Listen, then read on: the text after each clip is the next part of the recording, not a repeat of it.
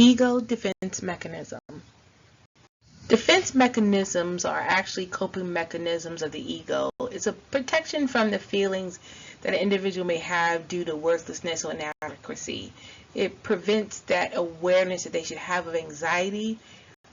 It is unconscious, and it involves reality distortion and self-deception.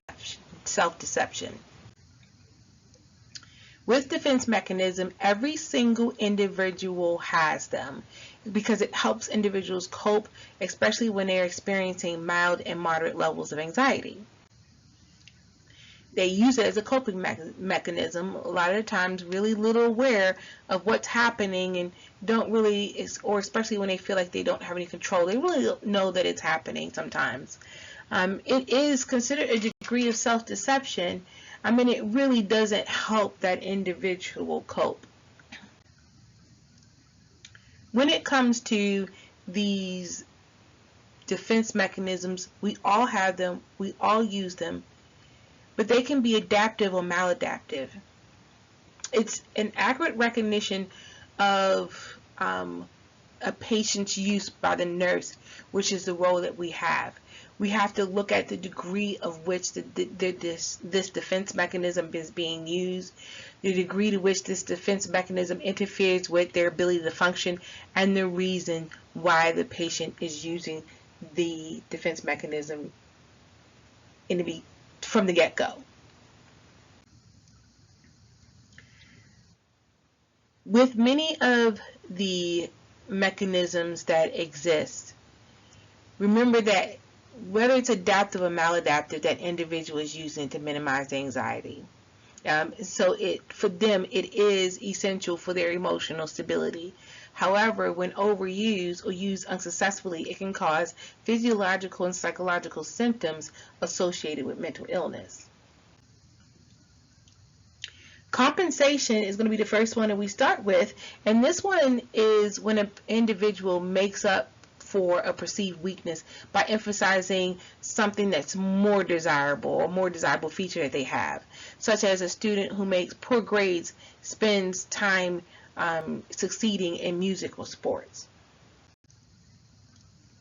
In denial, which many individuals miss this, and I think that's just because part of the anxiety has us all sitting in a seat of denial. However, denial is an avoidance of disagreeable realities by ignoring or refusing to recognize them at all. It's the simplest and most primitive of all the defense mechanisms. And so just remember that as we're moving towards evaluation purposes, the role that denial has. You're going to see these defense mechanisms laid out for you throughout the semester, and if you don't know what the definitions are of these, most of the time students will lose points just on that fact alone. So denial, an example, cancer diagnosis or alcohol addiction, and the first thing, it's hard to believe, and so it ends up being a denial. With displacement, this is a redirection of an emotion related to a personal object that gets put onto someone else. It is used it doesn't have the same impact, and I'll just say it's usually neutral, it's less dangerous, and so it's more directed at an object so that the impact doesn't harm the individual, such as punching a punching bag instead of a person or throwing marshmallows. Dissociation is the splitting off from awareness of that individual's personality or consciousness or identity. Much like when a person is brought to the ER by the police, they can't explain why he or she is there or who they are. Identification is that process by which a person tries to become like someone else they admire by taking on their mannerisms or thoughts, like an adolescent student who takes after their teacher or identifies with their teacher. Introjection is an intense identification where people incorporate qualities of values that they see valuable of another person or another group. And an example of this is that with a child and the formation of their conscience. Isolation is when the individual splits off that emotional component of their thought. It could be temporary, it could be long term.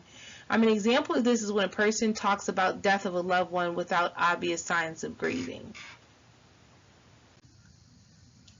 With projection, this individual attributes unacceptable or anxiety-provoking feelings, thoughts, impulses, wishes, or characteristics onto another person. So, an individual will accuse their boss of being lazy and unproductive when they're really talking about themselves. Rationalization. Rationalization, understand, if you know what a rationale is, I feel like sometimes individuals have a hard time discerning this one amongst the other defense mechanisms. But rationalization is when an individual offers a socially acceptable or logical explanation to make acceptable something that wouldn't otherwise be acceptable, as it relates to feelings, impulses, and behaviors, such as I failed the exam and blame the teacher. I failed a course. It's not really that important. Or you drink too if you, and that's just a couple of examples. Reaction formation is a development of a conscious attitude and behavior patterns that are opposite to what they really feel or would like to do. So like a married person is attracted to someone else and therefore treats them rudely to try to avoid basically that conflict that's happening with them, especially if it's related to morals. Regression is when an individual retreats back to an earlier stage of behavior and development. So like a child who is potty trained uses diapers in the hospital, or when we are needing to feel close or we're not feeling well, we curl up in a fetal position for a nap, especially if the day has been stressful, and even sometimes when we emotionally cry because we didn't get something that we wanted, because it's a behavior that we used to engage in at an early development, and maybe we feel it would work, or maybe it's relieving. With repression, this is an involuntary exclusion of thoughts, impulses, and memories from someone's awareness because they don't want to have it there. So such as a husband doesn't recall hitting his wife. Sublimation is substituting a socially acceptable behavior for an unacceptable sexual or aggressive drive or impulse. So you have a male who's impulsive, physically aggressive, and so they try out for the football team because then that behavior won't be questioned. Suppression is a conscious counterpart of repression. Now remember, repression is an unconscious. Suppression is a conscious. It's an intentional exclusion of material from the conscience, and it can lead to repression. So you put bills in your purse and forget to pay them. Undoing, which is our final one, is an act of communication or thought that partially negates a previous one. So, for instance, a spouse purchases a gift after a quarrel with the other spouse, hoping that that gift would undo the communication or thought or behavior that was previously demonstrated.